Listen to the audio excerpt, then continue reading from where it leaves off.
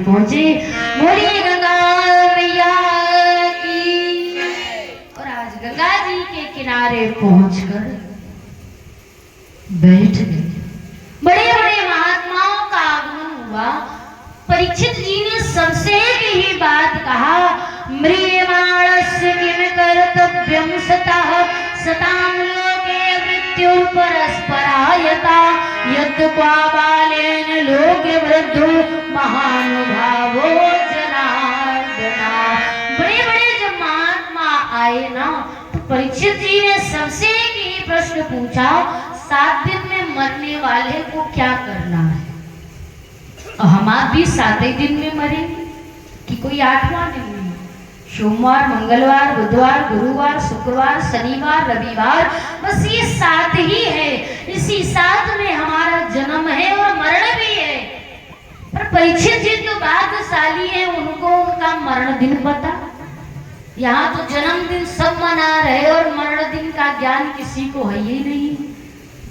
और जो सबसे बड़ी विडंबना, किसी ने कहा तुम्हारी जिंदगी कितने दिन तुम्हारी है?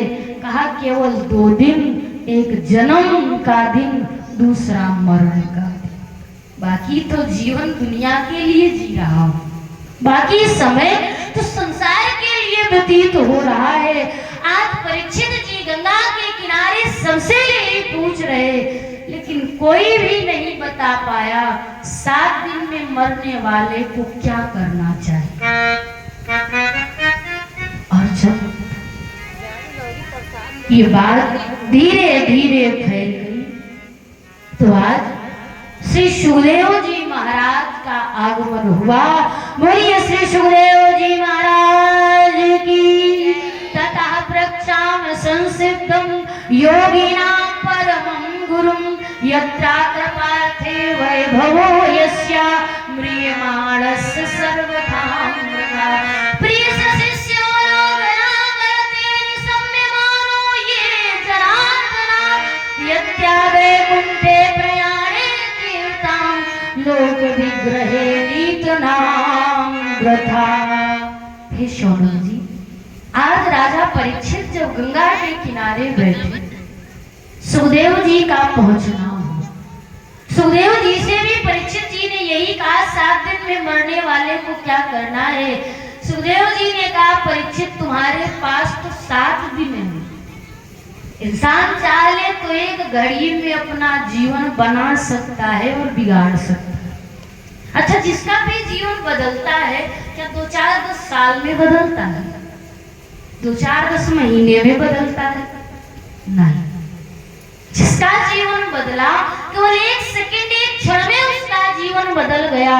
कोई बात ऐसी जीवन में उतर गई जिसने उसके जीवन को एकदम परिवर्तित कर दिया। हे शौनक जी महाराज, आज परीक्षित जी से सुखदेव जी ने कहा चिंता क्यों करते हो? राजन 7 दिन तो बहुत होते हैं, मुक्ति चाहिए। कहा जी हाँ। कहा मुक्ति तुमको मिलेगी। यहाँ 2 लोग हैं, एक सुखदेव जी, दूसरे राजा परीक्षित जी। एक श्रोता है, एक वक्ता है। लेकिन विचित्र बात ये है कि जो सुनने के लिए बैठे हैं वो गर्भ में भगवान को देख चुके हैं, लेकिन भगवान को सुने नहीं। लेकिन जो सुनाने के लिए सुखदेव जी बैठे हैं, उन्होंने भगवान को सुना तो है लेकिन देखा कभी भी नहीं। जो सुना है वो देखा नहीं, और जो देखा है उसने सुना नहीं। जो देखा है वो सुनने के लिए बैठा है, और जिसने कभी देखा ही नहीं वो सुनाने के लिए बैठा है। अच्छा, जब 2 व्यक्ति एक जैसे मिल जाते हैं तो दोनों में बड़ी पटरी खाती है।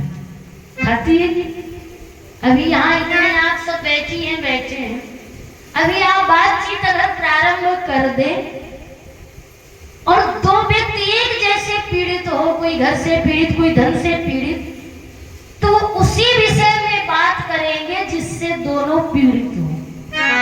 समझे कि नहीं? अस्पताल में जाओ, 10-20 पेशेंट होंगे, पर अगर आप बुखार से पीड़ित हो तो बुखार वाले से हाल चाल पूछोगे। अगर आप सर्दी से पीड़ित हो तो सर्दी वाले से ही हाली चाली होगी, क्योंकि एक दूसरे का सुख दुख वही समझेगा, नहीं समझे। एक पत्नी थी, मायके जाने को तैयार हुई, पति रोने लगा, तुम चली जाओगी, भोजन कौन देगा, पानी कौन देगा, चाय कौन बनाएगा, कैसे रहूंगा। पत्नी ने कहा साल भर से नहीं गई, 2-4 दिन हो आने दो। अब पत्नी पैकिंग कर रही, पति बैठे बैठे रो रहा। पति ने कहा जब जा ही रही नहीं मानती तो मैं तुम्हें खागा स्टेशन तक छोड़ने के लिए चलूंगा। कहा ठीक चलो। स्टेशन पे गया, ट्रेन आने में 15 मिनट विलंब था। जिस टेबल पे बैठे थे पति पत्नी, पति बैठा नहीं कि वहां भी जोर जोर से रोने लगा। अब अगल बगल के लोग देख देख के हंसे, बताओ ये रो रहा। पत्नी ने कहा चुप हो जाओ, देखो सब रो रहे, शर्म नहीं आती तुमको। कहा रे तुम्हें शर्म की लगी, मेरी पत्नी जा रही, तुम्हें दुनिया की पड़ी हुई है, कैसे मैं रहूंगा, ये वो कहने लगा। पत्नी ने कहा नहीं मानते तो तुम जो मन हो करो, मैं जा रही। दूसरी टेबल पे जाके बैठ गई। पत्नी दूर जाके बैठ गई। एक दूसरा व्यक्ति आया, वो उससे भी जोर जोर रोने लगा।